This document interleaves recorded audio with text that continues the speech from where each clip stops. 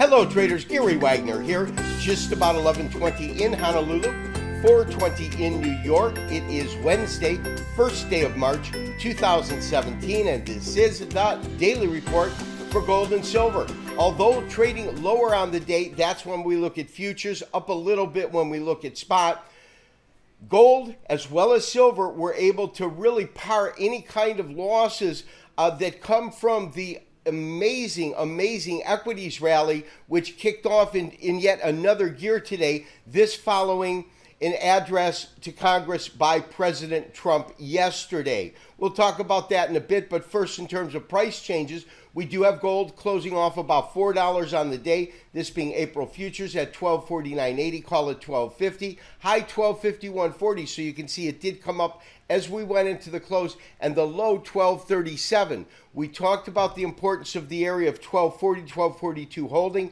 It certainly did do that today. When we look at silver, this again is COMEX trading off ever so slightly, about 2 cents at $18.45.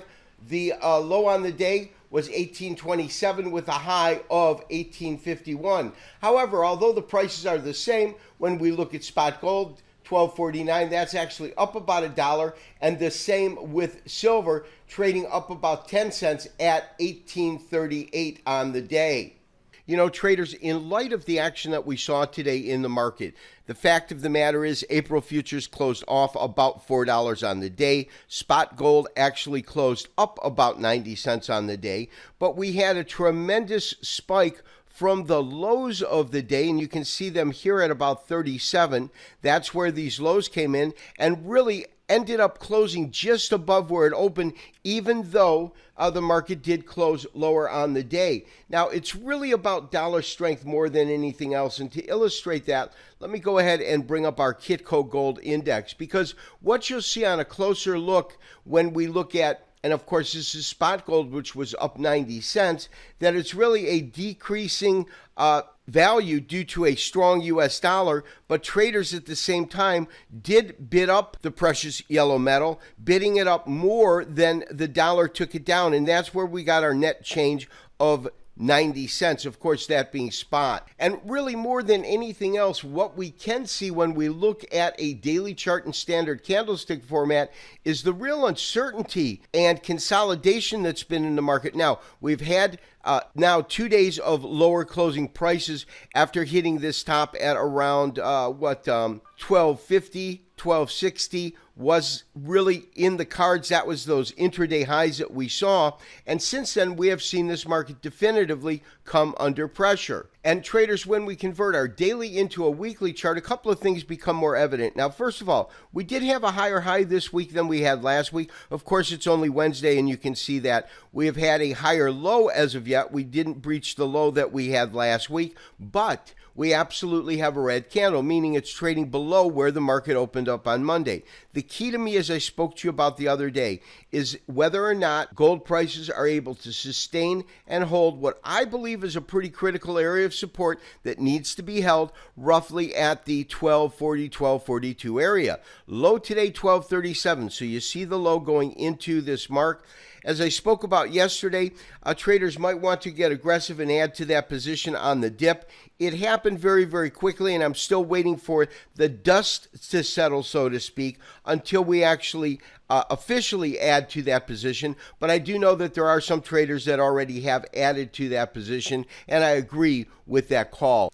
So the next question that we have to ask ourselves is this current uptrend. And realize this uptrend has been defined, and it's been here really since the end of last year, in which we saw gold move from what, 1120 all the way up to current pricing. On a weekly chart, and that's of course going to lag behind a daily, we're still showing that this trend still has some steam. We've got the absence of lower wicks all the way up the ramp ever since the last 4 trading weeks, and so we've got solid gains on the market with consistently higher closes and higher highs. However, traders, honestly, the dailies do not look as strong, especially when we look at them in terms of a Japanese average format. Let me go ahead and blow that up. And so what we're seeing is that yesterday's Japanese average candle was a doji, so it was that consolidation. We absolutely went red today. This, of course, being our futures. And so we are in a period of weakness. The real question is how much weakness, because now we have stops way below the area. I believe our stops are sitting below 16, 12, 16. So we might have an opportunity to buy the dip even cheaper. My question is, if we do see a continuation like we had here and here, will it be long-standing or will it be very shallow? Because if you look at this particular action that we got roughly a week ago, the market did bounce off of this lower pricing. It traded sideways for a couple of days and then returned to its upward tack. So it certainly could do that. You can see these periods during sideways action as well as seeing these dojis, of course, at key reversal or key pivot points. They occur in both places, but they are telling us that there is consolidation. That consolidation can lead to either sideways trading or lower trading. For now, maintain your current long position, maintain your current stop.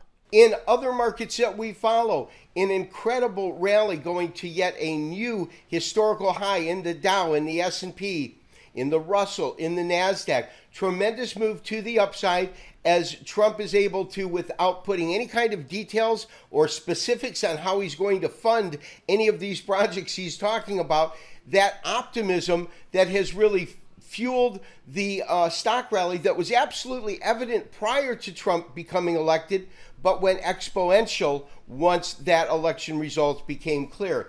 Dow Jones up a resolving 300 points, well over 21,000 at 21,115, about a percent and a half in terms of the gain, about a percent and a third in terms of the gain in the Standard & Poor's. This, of course, a new all-time or new record high, 2395.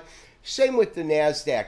NASDAQ 5903 up about 1 1/3%, a 77-point rise. Now, of most interest to us because it dramatically affects the price of gold, and that is dollar strength. The dollar came back with a vengeance, closing up 0.6% at 101.76. And as we talked about during the chart portion of the show where we looked at gold prices, there's absolutely no doubt gold was able to overcome dollar strength today.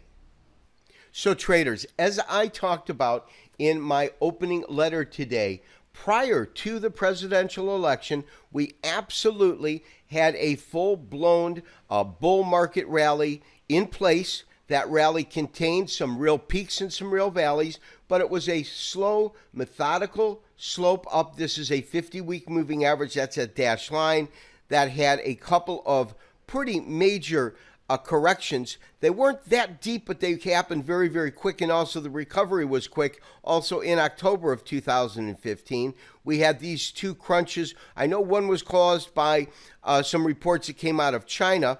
Then the market did overcome that, and we got this new high here, a little bit of sideways trading, and then we methodically went to a new high, but kind of traded right with that base of 18,000. That's up until this candle. These are weekly candles, and this candle occurs at the week of the election, and you can see this tremendous move that we saw here, this candle here, as well as the most recent candle, and of course it's only Wednesday. On a weekly basis are the largest gaps that we have seen. But what I mentioned was the fact that once the election results unfolded, we went from a kind of methodical slow ramp up to a parabolic move up. And simply put, all a parabolic move is it's an extremely accelerated move. And so what I not so much am fearful of, but what I realize is quite possible is that when you have a parabolic rise, at the point in which the market falls, you're going to get a parabolic drop. So you're going to get this major historical high that is really moving at a tack that has never been seen in terms of the pace at which it goes from 18,000 to 19,000 to 20,000, now 21,000. All of that 18,000 to 21,000, a 3,000 point move, all within the confines of just a few months, 3 to 4 months. So there's absolutely no question that we are witnessing history, and this history is in regards of a parabolic move up. Where it could go to, as you know, I'm on record as looking for 22,000 in terms of the Dow Jones Industrial Average if we do not get a major correction during this rally. If we do get that major correction, I'm still looking at 22,000, but probably not this year. Right now, I think that is what we're on pace for. And traders, we're now 800 points shy of that. And today we had a 300-point rise. So it's not that far-fetched when we consider the kind of move we've seen and what I'm looking for in terms of the upside potential. And traders, lastly, do want to take a look at the dollar. The dollar, of course, really holding back any kind of potential gains in gold. As we can see, we know that it topped out just below 104. We know that it found support right at around 99. And as it moves back up the scale, we had a pretty strong week 4 weeks ago, 2 sideways week, and then this real spike up. Right now, I don't see any resistance in the market really until 102, 102.25, but traders, we're at 101.75. So traders, in light of the incredible rally staged in U.S. equities today and a very, very strong U.S. dollar, safe haven assets absolutely held their own. Considering the fact that traders actually bid up the precious metal today, and it was only a strong U.S. dollar taking away the majority of those gains in spot and a portion of those gains in futures pricing. It was all about dollar strength today because gold really held its own. The fact of the matter is there is an optimism right now that there is a revitalization of our economy here in the United States. President Trump was able to rally the troops, so to speak, and until we put pen to paper, in other words, until we actually see how he plans to accomplish these, I'm still a little bit in the air in terms of my level of optimism. But of course, we wish him the best, and it's our hope and prayers that the things that he plans to do, at least economically, in terms of infrastructure builds, in terms of tax cuts, in terms of regulatory reform, that he is able to accomplish those tasks. But the proof is in the pudding, and I'm still awaiting some sort of a concrete plan and strategy to reach those goals. This has been Gary Wagner wishing you, as always, good trading. We will talk to you tomorrow for another daily update and review. Bye-bye.